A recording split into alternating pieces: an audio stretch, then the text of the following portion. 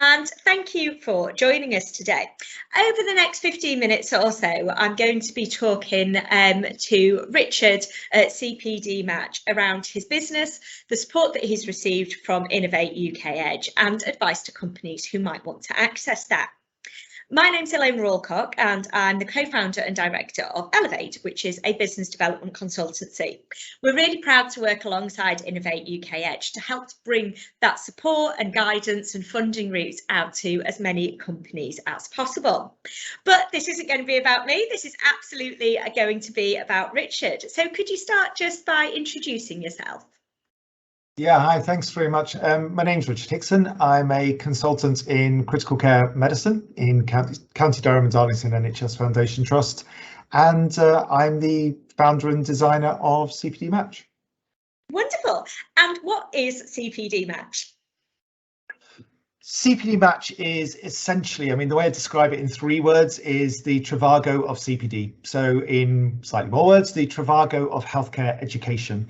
So it's an aggregator site that brings together the adverts for education that is relevant to all healthcare professionals. So from the outset, we essentially aim to capture all 1.3 million NHS healthcare professionals. And then very rapidly afterwards, we realised this wasn't just about the NHS, this is about the 60 million healthcare professionals that work worldwide. Amazing. So no small task there whatsoever. When did you start to launch this product and pull it together? Well, about 4 years ago, I was finishing a managerial role in the hospital. So I was a deputy medical director at County Durham, and I was coming to the end of my time. And during the time, I was kind of, part managerial, part clinical. And I finished my managerial role, went back to full-time critical care and anaesthesia. And I suddenly realised that my trainees that were coming through had skills that I didn't have. So there was one specific skill, and that was ultrasounding the heart.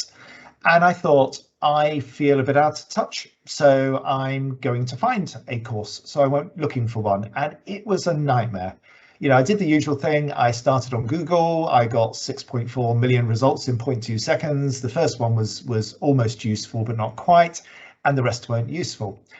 And so I did a little bit of due diligence with my healthcare professional colleagues from multiple professions. I spoke to doctors, nurses, allied healthcare professionals, and all sorts of people. And I did some SurveyMonkey surveys and found that 80% of people were missing critical opportunities. 30% were just panic booking prior to appraisal, just to tick an education box, and about 90% for reasons of family or work, or in some cases sustainability, wanted to undertake more education closer to home.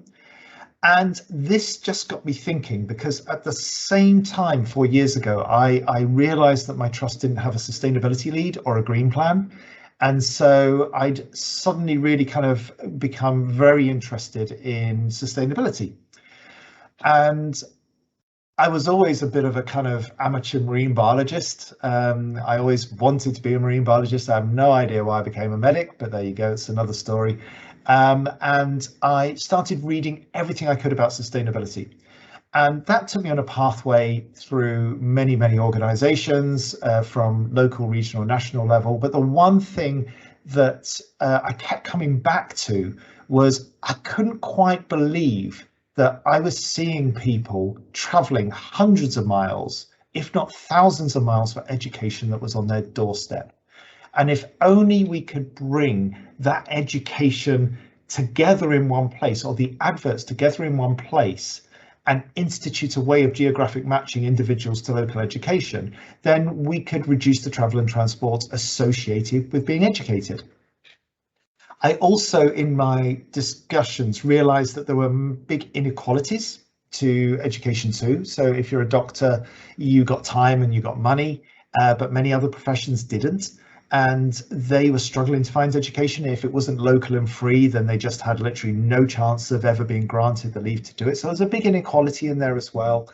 And as we kind of moved on and we kind of went from this kind of thought process of UK to global, we then hit this slight inconvenience of COVID, where suddenly everything became... Stop you before we get into COVID, because all of those things that you're talking about now as being ability to travel, social inequality, health tech and sustainability. Like, you would struggle to find a headline at the moment that doesn't hit at least one of those things. But actually, this predates the pandemic that we're just going to kind of talk about now, because actually all of those sectors on their own, so edtech, healthcare, sustainability, looking at those kind of inequalities within the UK, but also globally, have very much kind of come to the front. So how did that then take you from being like, we've got these ideas, and then the pandemic hits, which kind of hit every part of what you were thinking about? Yeah, it was a really interesting time, because we'd spent quite a lot of time really focusing in on geographic matching to reduce travel and transport. And we launched in February 2020, and 6 weeks later, COVID struck. And everything on our platform was no longer relevant. So our platform that we had spent a lot of time building up to launch suddenly was worthless. And we'd already spent every penny that we'd had to develop the platform, and it had gone way beyond what we thought we could afford to spend. It was all self-funded with a bit of match grant, a bit of innovation sponsorship, but there was no kind of big angel or venture capitalist backing or anything. So this was all being done very carefully. So COVID struck, we hit a real rocky patch. Obviously I'm a critical care consultant, so I was busy at work. And also I realized that, what was happening in healthcare with the meteoric rise of the virtual education platform and virtual, meetings, this was really relevant to sustainability. So we spent 14 months completely recoding the platform from the ground up, and really kind of focused on how we could build upon the experience of COVID to also tackle what was going to be the bigger problem in years to come, and that was the environmental challenges that we were going to face. So we very much kind of broke down the barriers for accommodating virtual education. We made sure that organisations around the world could register on the platform, and we really focused on what we call global online, and we kind of rebranded a bit as well and started using some global online branding in addition to the CPDMatch branding. And we're marketing this on the grounds that basically, continents and time zones were no longer a barrier to receiving education. And not only that, smaller providers of education can effectively commercialize their events, because we were providing this independent level playing field for marketing for these providers. That's amazing, and what a positive spin on. You were absolutely at the heart of everything going on in the pandemic. To be able to at the same time build this up is incredible. So obviously we know that at some point along this journey, Innovate UK EDGE became involved. How did that come about, and what was the support that you accessed? Wow, well, it's very kind of incremental, because when you're a clinician and you move into the place of business, the first question is, where do you honestly start? I had no idea. But then in the back of my mind, I remembered entering some innovations that I designed, clinical innovations, into competitions. So things such as the Bright Ideas in Health, as run by the Academic Health Science Network. And I remember there was a body that was linked to that called the Regional Tech Centre. And I just thought, well, hold on, that sounds like an organisation of interest. So I reached out to the Regional Tech Centre. I kind of pitched this nascent idea to somebody called Paul, who was like, wow, that's amazing. Has nobody done that before? It then went through a number of individuals who were saying, right, that's brilliant, we've got to introduce you to, and it just went on and on and on. And eventually I got through to Scale Up Northeast, and then I got through to Innovate EDGE. And at every stage, the advice just kind of built upon the existing advice. So suddenly these people were coming in with all this kind of business knowledge and this scale up knowledge and saying, right, you've got to talk to this person about this. You've got to talk to this. Have you considered IP? Have you considered this avenue? Excuse me. And it just kind of layered upon layer upon layer of information was just received, which then guided the direction of the business growth. That's amazing, and I think you've absolutely hit upon it there, that you kind of say as you're coming from outside the business world and in, but actually a lot of what you says echoes people who've potentially been in business for a long time but are moving sector or doing something slightly different. Is just, where do I start? And it's wonderful to hear that we're getting just that one person in the right organisation is then this bit, and you've kind of got someone who's helping you to kind of navigate all of those different layers, which, you know, would change at any time, but in a pandemic are changing very, very quickly. So what impact did having those kind of layers of advice and access to experts, what impact has that had on the business? Well, the way I see it is it took my voice outside my echo chamber. And this, you know, because we can surround ourselves with people who are going to give us approving nods, but aren't going to challenge. And what stepping outside the echo chamber did was have these really experienced, really knowledgeable people challenge. And that very much guided the direction of the business, because they were seeing things that I couldn't see from within. You know, some of the individuals that I was being mentored by were just very experienced. They'd been through these growth phases in other businesses. And there was, you know, this, you know, things that I'd never heard of before, such as value curves, suddenly came into the conversation. And they were saying, well, where's your value curve? I was kind of like, I'm sorry, I really don't have a clue what you're talking about. And then when they explained them, and then using great examples such as, you know, red tail wines out of Australia, and presenting this kind of way of approaching a business when you are thinking about taking it from, you know, a complete startup to the next level.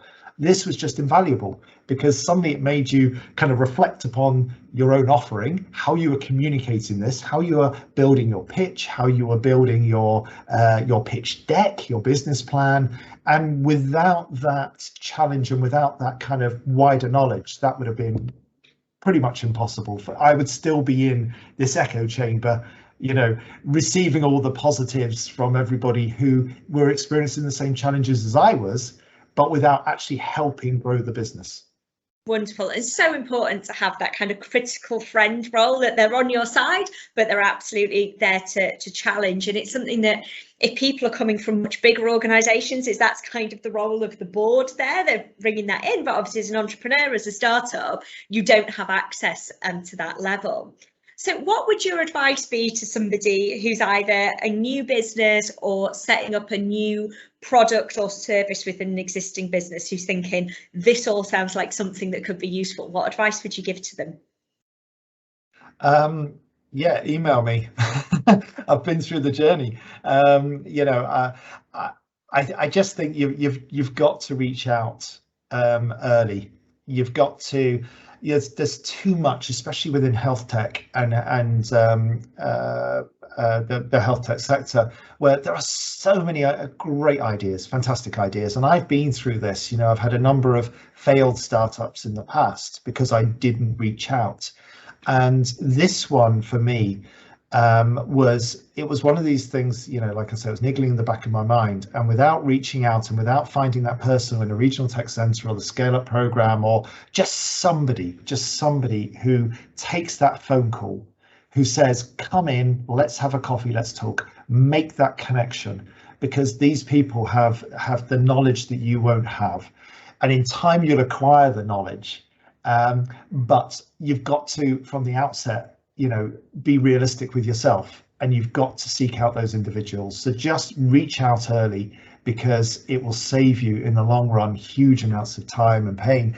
And also it's the difference between a business getting off the starting blocks or failing, because you need that challenge and also that affirmation when you're on the right track, to give you that motivation to continue. That's fantastic. Thanks ever so much for that. And I think those critical bits that you picked up there around doing it early, and actually the cost of not investing that time can be the difference between having a business and not. So thank you so much for joining us today. That was really, really interesting, and just a absolutely phenomenal business. It's been a real honour to hear more about it, and I'm looking forward to following the journey as you go fully global and the world starts opening up again. It'll be fantastic to see where that takes you. So for anybody listening, we will drop in the comments on this video where you can go to get further support, but absolutely just to kind of echo what Richard said there, is reach out early, and that will help your business to be as successful as it can possibly be.